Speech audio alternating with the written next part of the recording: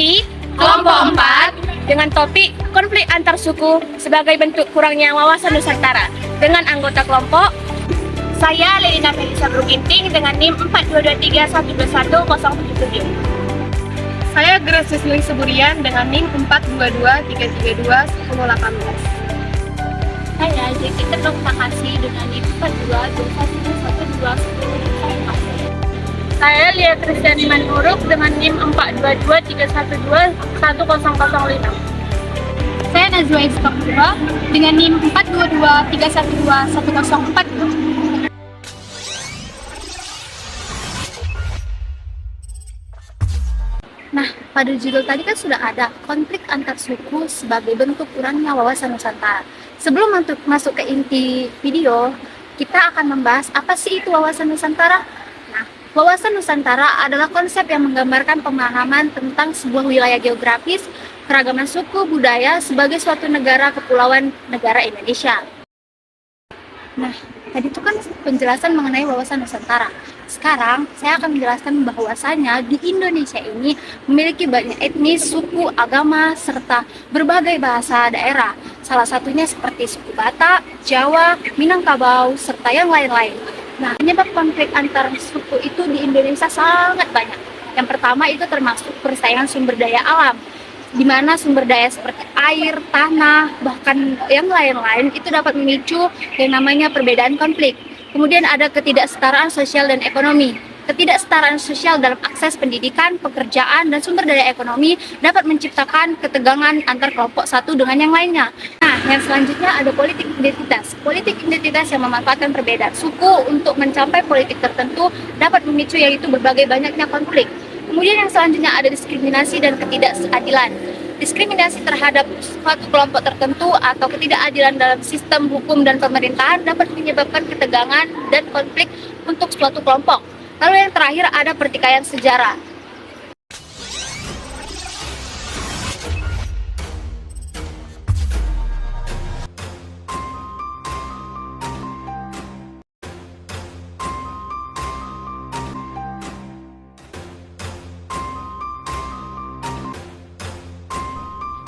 Halo semuanya. Konflik-konflik bernuansa suku dan agama pernah terjadi di beberapa daerah di Indonesia. Padahal kita tahu bahwa bangsa Indonesia memiliki banyak keberagaman, baik itu agama, suku bangsa, ras, bahasa, tradisi, dan sebagainya. Penyebab konflik bernuansa suku dan agama itu terjadi karena kesadaran masyarakat terhadap isu diskriminasi suku dan toleransi beragama masih rendah. Fenomena tindak intoleransi dan diskriminasi ini berdampak tidak langsung terhadap situasi demokratisasi di Indonesia, serta dapat merusak kehidupan harmoni masyarakat yang telah terbentuk sekian lama. Konflik merupakan hal yang terjadi sebagai akibat dari interaksi manusia. Terjadinya konflik biasanya dilatar belakangi oleh perbedaan yang dibawa oleh individu dalam interaksi. Indonesia sendiri merupakan salah satu negara multikultural atau majemuk terbesar di dunia. Kemajemukan Indonesia dapat dilihat dari agama, budaya, bahasa, etnis, dan adat istiadat yang ada. Berikut merupakan contoh konflik antar suku yang pernah terjadi di Indonesia. Konflik Sampit. Konflik Sampit terjadi di kota Sampit, Kalimantan Tengah pada awal Februari 2001. Konflik ini terjadi antara suku Dayak asli dan warga migran Madura, dipicu oleh permasalahan ekonomi. Saat itu, para transmigran asal Madura telah membentuk 21% populasi Kalimantan Tengah. Akibatnya, Kalimantan Tengah merasa tidak puas karena terus merasa disaingi oleh Madura. Terjadilah penyerangan yang membuat sebanyak 1.335 orang Madura harus mengungsi. Namun, konflik Sampit yang terjadi tahun 2001 bukanlah insiden pertama, karena sebelumnya pernah terjadi perselisihan antara keduanya. Konflik ini mulai mereda setelah pemerintah meningkatkan keamanan, mengevakuasi warga, dan menangkap provokator. Kemudian untuk memperingati akhir konflik tersebut, dibuatlah perjanjian damai antara suku Dayak dan Madura. Selain itu, untuk memperingati perjanjian damai tersebut, dibentuk juga sebuah tugu perdamaian di Sampit. Konflik antar suku merupakan fenomena sosial yang terjadi ketika dua atau lebih kelompok masyarakat dengan latar belakang etnis, budaya, atau agama yang berbeda saling berhadapan dalam suatu konflik atau pertikaian. Fenomena ini memiliki konsep dan urgensi yang kompleks yang mempengaruhi dinamika sosial, politik, dan ekonomi di suatu daerah. Kekayaan budaya dan keberagaman etnis di Indonesia adalah salah satu aspek yang membuat negeri kita ini istimewa. Namun, dalam sejarahnya, Indonesia juga mengalami berbagai konflik antar suku yang seringkali muncul karena kurangnya wawasan Nusantara. Kurangnya wawasan Nusantara adalah kondisi di mana individu atau kelompok tidak memiliki pemahaman yang memadai tentang keberagaman budaya, bahasa, agama, dan adat istiadat di seluruh kepulauan Indonesia. Konflik antar suku muncul akibat dari berbagai faktor, termasuk perbedaan keyakinan, nilai, dan norma yang menjadi bagian integral dari identitas masing-masing kelompok. Seringkali, konflik semacam ini dapat mengakibatkan ketegangan antar kelompok, saling curiga, dan dalam kasus ekstrim dapat berakhir pada kekerasan fisik. Oke, selanjutnya yaitu urgensi wawasan Nusantara. Yang pertama yaitu pemahaman terhadap keanekaragaman budaya. Memiliki wawasan Nusantara yang kuat memungkinkan masyarakat untuk memahami dan menghargai keanekaragaman budaya di Indonesia. Dengan memahami perbedaan-perbedaan ini, masyarakat akan lebih cenderung untuk berdialog dan berkolaborasi dalam mengatasi masalah yang muncul. Yang kedua yaitu pencegahan konflik. Wawasan Nusantara juga dapat berperan sebagai alat pencegahan terhadap konflik antar suku. Dengan memahami latar belakang, tradisi, dan kebutuhan masing-masing kelompok, pemerintah dan masyarakat dapat menciptakan lingkungan yang inklusif dan berkeadilan. Yang ketiga yaitu pengembangan potensi lokal. Dengan memahami kekayaan budaya dan alam di berbagai daerah di Indonesia, kita dapat mengembangkan potensi lokal secara optimal. Hal ini akan meminimalisir ketimpangan pembangunan antar wilayah dan mengurangi ketegangan yang bisa muncul akibat perbedaan tersebut. Nah, selanjutnya adalah solusi dari konflik antar suku sebagai bentuk kurangnya wawasan Nusantara adalah dengan cara menyamakan persepsi, memahami serta menanamkan pemahaman wawasan Nusantara dalam diri individu. Dengan wawasan Nusantara, bangsa Indonesia dapat menumbuhkan rasa dan sikap nasionalisme yang tinggi dengan pemahaman rasa senasib. Untuk solusi yang kedua yaitu dengan selalu mendekatkan diri kepada Tuhan Yang Maha Esa, memahami dan menghargai keberagaman yang ada di masyarakat, menjalin komunikasi yang baik dan harmonis dengan sesama, mengedepankan musyawarah dan mufakat dalam menyelesaikan masalah, serta menghindari tindakan-tindakan yang dapat memicu konflik. Itulah solusi dari konflik antar suku sebagai bentuk kurangnya wawasan Nusantara. Baik, selanjutnya yaitu dampak dan akibat dari konflik antar suku. Yang pertama yaitu pemisahan dan perpecahan. Konflik antar suku dapat menyebabkan pemecahan dan perpecahan antara masyarakat yang seharusnya bersatu. Hal ini dapat menghambat kerjasama dan persatuan dalam berbagai isu nasional. Yang kedua yaitu ketegangan sosial. Konflik antar suku dapat menyebabkan ketegangan sosial yang berdampak negatif pada stabilitas perkembangan masyarakat. Yang ketiga yaitu kurangnya toleransi dan pemahaman. Konflik antar suku ini dapat mengakibatkan kurangnya toleransi dan pemahaman antara kelompok suku, yang dapat merusak kerukunan dan keberagaman budaya. Yang terakhir yaitu perpecahan identitas. Konflik dapat mempermudah perpecahan dalam identitas suku, sehingga sulit untuk membangun kesadaran presensi yang kuat. Oke, baik, selanjutnya itu penegakan hukum. Penegakan hukum dari konflik antar suku yang kurang memperhatikan konsep wawasan Nusantara seringkali menyebabkan kegagalan dan menyelesaikan akar permasalahan secara holistik. Ketika penegakan hukum tidak mengedepankan pemahaman mendalam akan keberagaman budaya dan konteks sosial, risiko yang terjadi adalah ketidakadilan terhadap salah satu pihak atau kelompok etnis dapat meningkat. 16 Undang-Undang Nomor 40 Tahun 2008 tentang penghapusan diskriminasi ras dan etnis, pasal ini menyatakan bahwa setiap orang yang dengan sengaja menunjukkan kebencian atau ras benci kepada orang lain berdasarkan diskriminasi ras dan etnis, sebagaimana yang dimaksud dalam pasal 4B, yang pertama, yang kedua, dan ketiga, dipidana dengan pidana paling lama 5 tahun atau denda sebanyak 500 juta.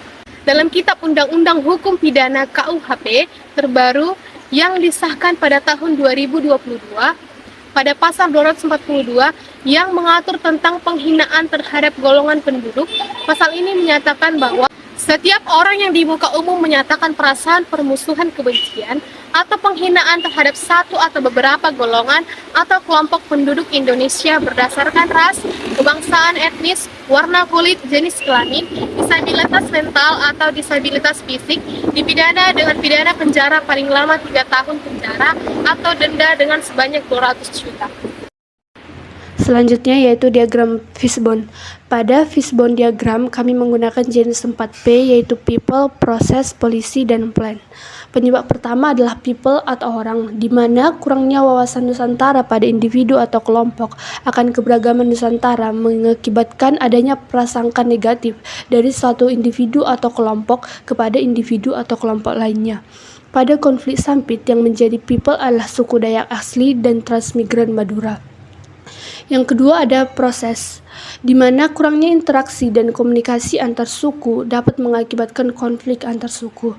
Pada konflik Sampit, transmigran Madura sudah membentuk 21% populasi di Kalimantan Tengah yang mengakibatkan suku asli merasa tersaingi. Konflik seharusnya bisa dihindari apabila suku Dayak asli dan transmigran Madura melakukan komunikasi dan interaksi yang baik.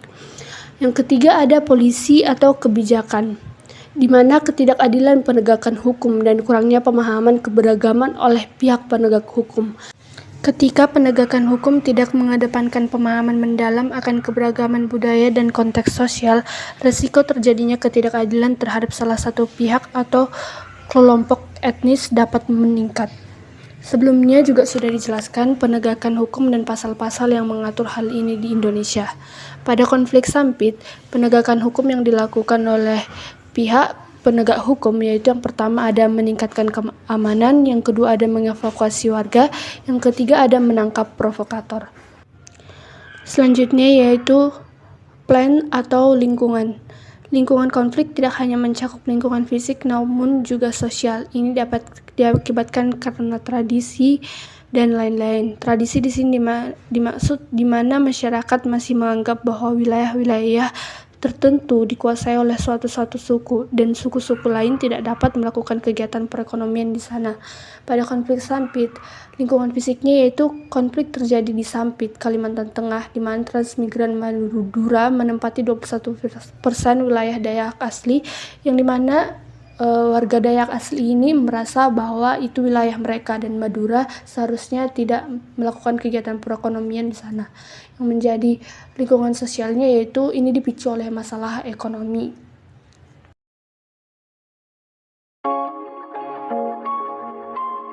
Seperti berlian berserak di Khatulistiwa,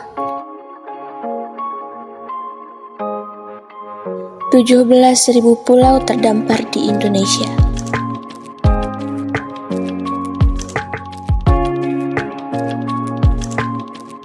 Lebih dari 700 bahasa, 300 suku, beragam budaya dan agama, tak mampu menghalangi kita menjadi bangsa yang satu.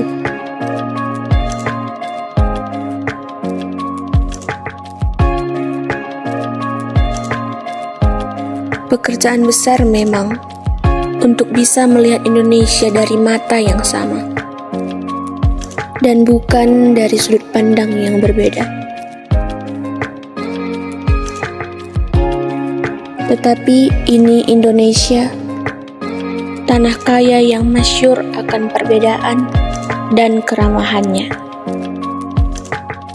Tanah lahirnya masyarakat yang terbuka dan memiliki daya juang yang tinggi.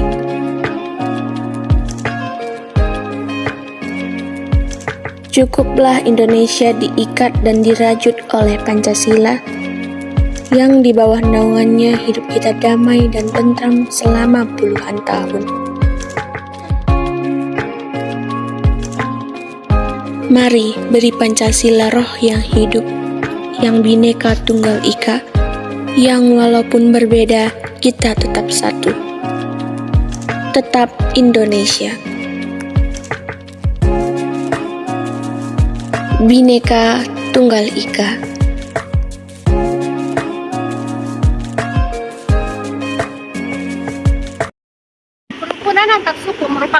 bagian dari sila ketiga Pancasila, yaitu Persatuan Indonesia. Kerukunan antar suku tentunya memberikan banyak sekali keuntungan bagi masyarakat. Yang pertama, contohnya, yaitu kerukunan antar suku memberikan stabilitas politik dan stabilitas sosial pada masyarakat. Stabilitas politik dan stabilitas sosial ini mengakibatkan pertumbuhan ekonomi dan pembangunan berkelanjutan di Indonesia. Yang kedua, kerukunan antar suku ini memperkaya budaya nasional karena adanya kemungkinan pertukaran ilmu pengetahuan antara satu etnis ataupun satu kelompok dengan kelompok lainnya. Tiga, memperkuat identitas nasional Indonesia. Sebaliknya, konflik antar suku ini memberikan banyak sekali dampak buruk bagi masyarakat. Contohnya, apabila ada suatu suku dengan suku lainnya melakukan konflik, akan ada mengakibatkan dua korban. Yang pertama ada korban benda dan korban manusia. Korban benda ini bisa berupa kerusakan infrastruktur. Di mana kerusakan infrastruktur ini tentunya infrastrukturnya akan diganti dengan infrastruktur baru, di mana dananya yang semula bisa dijadikan sebagai peningkatan kesejahteraan sosial masyarakat, malah dijadikan mengganti infrastruktur yang rusak tadi. Jadi ini dapat menghambat perekonomian masyarakat. Selanjutnya yaitu ada pada korban manusia. Korban manusia ini bisa berupa korban jiwa, penderitaan akibat diskriminasi oleh satu kelompok suku kepada kelompok suku yang lainnya. Jadi dari sini kita dapat belajar bahwa tidak ada untungnya bagi kita untuk melakukan konflik antar suku. Langkah baiknya jika kita menyadari bahwa masyarakat Indonesia ini beragam dari segi ras, suku, agama, etnis, dan juga budaya. Maka alangkah baiknya lagi apabila kita menghargai satu dengan yang lain. Baik, terima kasih. Sekian pemaparan kami mengenai konflik antar suku sebagai bentuk kurangnya wawasan nusantara.